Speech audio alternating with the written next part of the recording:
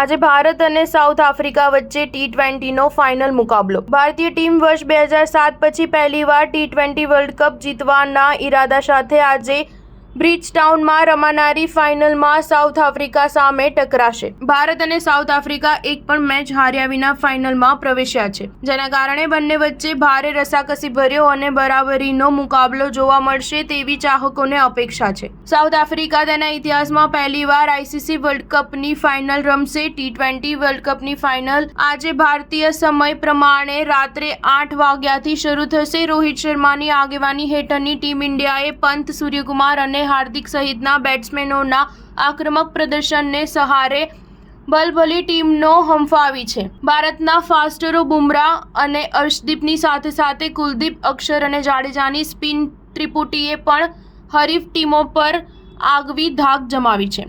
South આફ્રિકાની team તેના ઇતિહાસમાં પહેલીવાર ICC વર્લ્ડ કપની ફાઇનલમાં પ્રવેશી છે। હવે માર્કરામના નેતૃત્વ હેઠળની ટીમને નવો ઇતિહાસ રચવાની આશા છે। સાઉથ આફ્રિકાની ટીમમાં પણ ડીકોક, મિલર, સ્ટબ્સ તેમજ ક્લાસેન જેવા ધુરંધર બેટ્સમેનો અને જાનસેન, રબાડા તેમજ નોર્ટજેની સાથે શમસી અને મહારાજ જેવા અસરકારક બોલરો છે। નોંધપાત્ર છે કે ભારત અને સાઉથ આફ્રિકા આ પહેલીવાર ICC ટ્રોફીની ફાઇનલમાં આમને સામને જોવા મળશે। સ્ટાર ન્યૂઝ 7 હંમેશા સચ્ચાઈની સાથે।